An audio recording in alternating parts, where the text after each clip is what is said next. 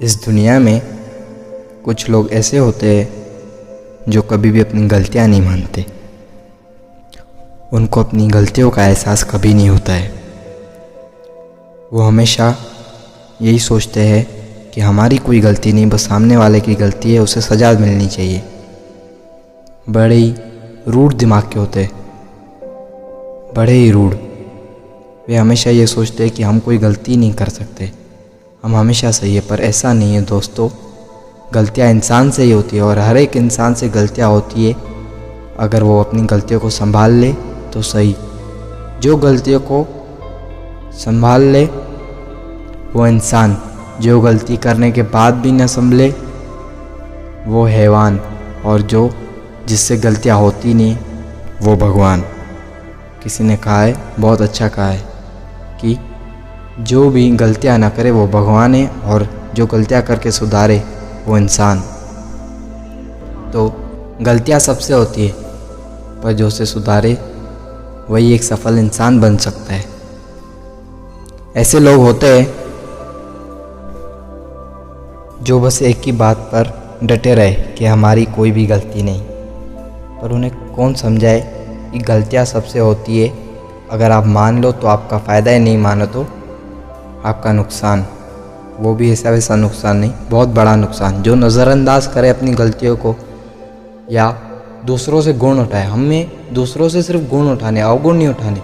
सर्व से तुम गुण उठाओ, आप सबसे गुण उठाओ, अवगुण मत देखो कि इसने ये किया या ये किया। पर हमें गुण लेने हैं, अवगुण नहीं लेने।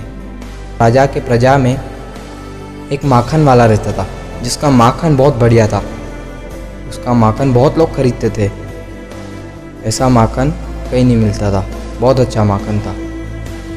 वो अपना माखन बेचता था, और उसके पास में एक ब्रेड वाला भी था जो अपनी ब्रेड की दुकान लगाता था। अब ब्रेड वाला माखन इससे ही ले जाता था। उसका माखन बहुत अच्छा लगता था लोगों को, और वो अपनी ब्रेड पे लगाकर लोगों को बेचता था। काफ़ी दिन हुए तो इसको ऐसे लगने लगा, ब्रेड वाले को ऐसे लगने लगा कि ये माखन मुझे कम सा दे रहा है, मुझे इसका माखन कम लग रहा है। मैं इसको एक किलो बोल रहा हूँ, पर ये मुझे कम दे रहा है माखन। फिर एक बार इसने माखन लिया और फिर तराजू पे, अपनी दुकान पे जाके तराजू पे तोला, और फिर वो माखन कम निकला। वो माखन आधे किलो से भी कम निकला। इसको शक तो हो रहा ही था कि ये माखन कम दे रहा है। फिर इसने सोचा कि यार एक बार गलती हो जाती होगी, गलती से दे दिया होगा, कोई बात नहीं, व्यवहार अच्छा है तो सब अच्छा है। एक बार हो गया, दूसरी बार भी ऐसा हुआ, तीसरी बार भी ऐसा हुआ, लगातार 5 दिन ऐसे हो गए। अब उसके मन में बहुत क्रोध हो गया। उसने उसको नहीं बोला, सीधा राजा के पास इसकी शिकायत की, इसकी कंप्लेन कर दी कि यार ये माखन मुझे बहुत कम दे रहा है, मैं इसको पैसे 1 किलो के दे रहा हूँ। इसके पास बोर्ड लगा है कि 1 किलो 50 रुपये का है, और फिर मैं इसको 50 रुपये दे रहा हूँ, और ये मुझे माखन 20 किलो दे रहा है, तो ये गलत है। तो राजा ने वो माखन वाले को बुलाया। अब माखन वाला डरा डरा सा था। उसने बोला, क्या हुआ, मुझे क्यों बुलाया है? मैंने तो कोई गलती नहीं की, मैं तो अपना काम करता हूँ सुबह से रात तक। ऐसा क्या कर दिया मुझे जो मुझे यहाँ पे आने का भाग्य हुआ? ऐसा क्या कर दिया इतना गलत जो मुझे आपने इधर अपनी अदालत में बुलाया, अपनी सभा में बुलाया है, सब लोगों के सामने हाजिर किया है? तो राजा ने बोला, भोले बनते हो, बहुत भोले बन रहे हो। तो फिर ब्रेड वाले ने बोला उसको कि आप मुझे माखन कम देते हो, मैं आपको 1 किलो बोलता हूँ तो आप मुझे 1 किलो से, मेरे पास सबूत है, मेरे पास पूरा सबूत है, ये मैंने आपसे कल माखन लिया था उतना ही, अब आप बोले इसको तोल लो। तराजू में तोला तो वो कम निकला। अब राजा ने फिर उसको पूछा, क्या तुम्हारे पास तराजू है? किससे तोलते हो तुम माखन? तुम्हें दिखाई में नहीं देता है, अंधे हो क्या? कैसे कैसे तोल लेते हो ये माखन? लोग आपसे इतनी उम्मीद रख के माखन लेते, इतना बढ़िया माखन, तो आप अभी ये करने चालू कर दिया आपने, ये गलत काम है, आपको नहीं पता ये गलत है? तो फिर ये सब सुनने के बाद उसका मुंह उतर गया।